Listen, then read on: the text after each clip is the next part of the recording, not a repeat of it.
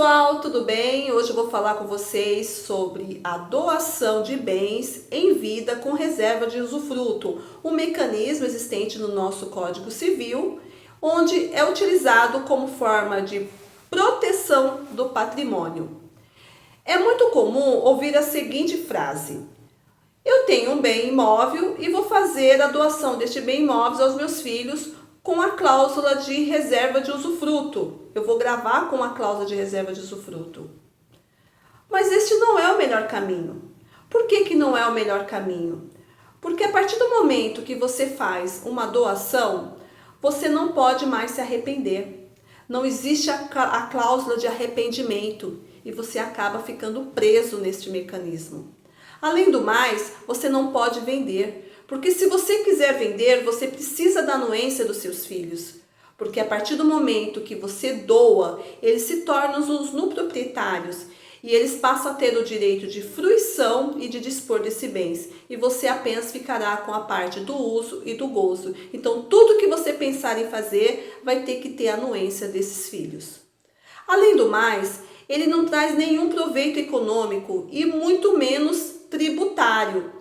Econômico porque ele é muito caro. Sabe aquele imposto que você paga no inventário, que é o chamado ITCMD, conhecido como Imposto da Morte, que hoje aqui no estado de São Paulo está no valor de 4%? Então, esse mesmo imposto você também vai utilizar para poder recolher no caso da doação. Então, se você parar para analisar, ele se torna até mais caro que o próprio inventário. Então, qual que é a vantagem de doar? No meu ponto de vista, nenhum. E você vai entender o porquê que não é vantajoso. Seria uma boa se não fossem as dificuldades e os percalços que a vida real nos apresenta.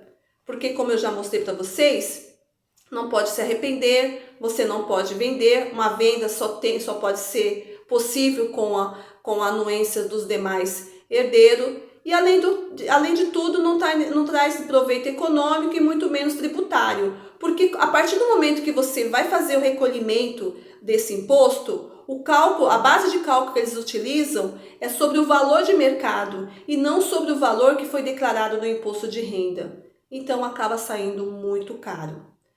Vou dar para vocês um exemplo, para vocês entenderem melhor, a desvantagem de você utilizarem a doação como forma de proteção de patrimônio. Este exemplo que eu vou dar para vocês aqui é um fato real, que realmente aconteceu e foi vivenciado por um profissional que pertence a um grupo, o qual eu também pertenço, que é o Time Road Brasil. Então, tudo que eu estou falando desse exemplo foi o que realmente aconteceu. Eu vou usar uns nomes aqui fictícios, né, para não comprometer exatamente o nome real das pessoas. Eu vou usar o nome aqui como João e Maria. João e Maria eram um casal onde eles trabalharam a vida toda e eles conseguiram adquirir muitos bens. Eles fizeram um grande patrimônio, dentre eles entre terrenos, casas na praia, apartamento, carros, etc. E eles também, no decorrer da vida deles, eles tiveram 4 filhos. O que acontece?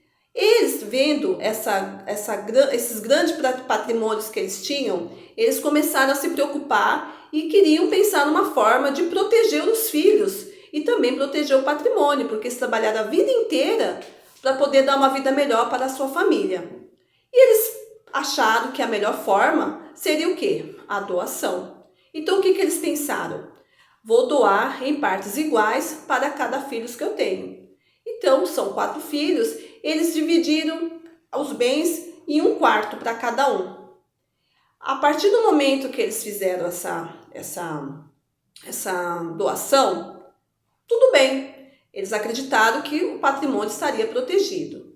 Só que no decorrer do tempo, eles, como eu mesmo disse, eles tinham muitos patrimônios, dentre eles terrenos. Apareceu uma grande construtora interessada num desses terrenos. E eles queriam construir prédios, fazer várias unidades. E fizeram uma proposta muito interessante. E uma proposta assim que não tinha como recusar. Tanto para os pais, e os pais precisavam, como eu mesmo disse, os pais tinham apenas o direito de usar e gozar. Se eles queriam para vender, precisava da anuência dos filhos. E os pais acabaram levando essa proposta para os filhos. Um detalhe: todos os filhos eram casados. tá? Só que havia um que estava com processo de divórcio. Mas vamos lá para vocês continuarem entendendo. Essa proposta foi levada para os filhos. E claro, era muito vantajoso e eles iam ter uma oportunidade, assim, era uma oportunidade única, porque era um terreno onde eles eles iriam construir várias unidades e a proposta seria, por exemplo, valeria 500 mil reais, tá? Valeria 500 mil reais o terreno. E eles pagariam esse valor de 500 mil reais e essa família teria também o direito de receber quatro apartamentos. Uma das unidades dariam 4 apartamentos para eles. Quer dizer, o patrimônio ia triplicar o valor. Então, era muito vantajoso. A partir do momento que os pais levaram essa proposta também para os filhos, que foi oferecida para eles, com certeza os filhos aceitaram e todos concordaram em assinar para poder vender. E claro, a construtora que estava interessada, ela queria o mais rápido possível já começar a fazer o pagamento e também fazer o contrato para poder começar a construção. Só que teve um problema. Vocês lembram que eu falei para vocês que todos os filhos eram casados e que dentre esses filhos um estava em processo de divórcio? Então, o que aconteceu? Todos os filhos aceitaram, porém esse filho que estava em processo de divórcio, ele teve um problema com a ex-mulher. Aí vocês vão me falar, mas só que era doação.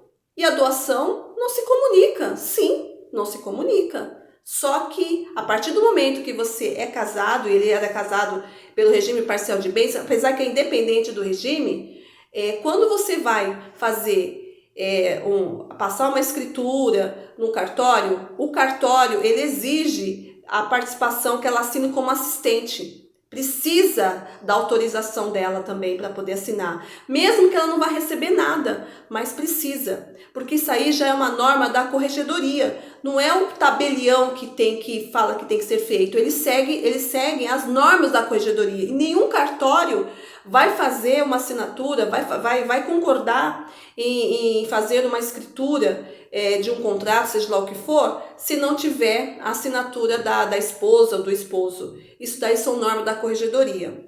Então, o que aconteceu? A partir do momento que esse filho foi falar com ela, para ela poder assinar, concordando, para que ele pudesse aceitar essa venda, ela começou a criar alguns casos e infelizmente, acabou causando a perda dessa venda, dessa proposta aí. Isso daí foi resolvido depois, só que foi entrado na justiça, né? Como eu mesmo disse aqui, o profissional, ele foi contratado, esse profissional foi contratado, ele entrou com pedido de liminar, né, tentando o mais rápido possível, só que infelizmente a nossa justiça ela é morosa e isso demorou alguns meses para ser resolvido. Só que a construtora, ela não queria perder tempo, ela tinha pressa de fazer isso. E essa proposta que essa família recebeu, acabou acontecendo o quê? Acabou perdendo.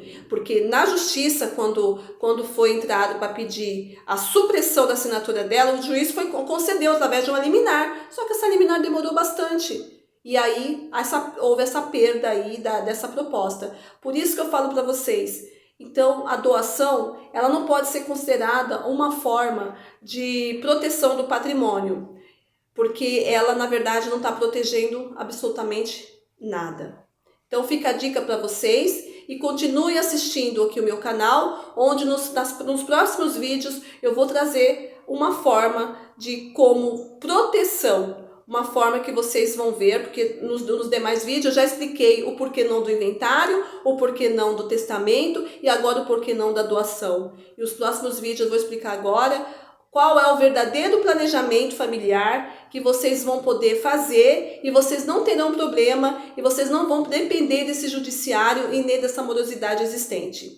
Muito obrigada por estar me acompanhando. Eu peço que vocês se inscrevam no meu canal e ative o sininho. Fique com Deus.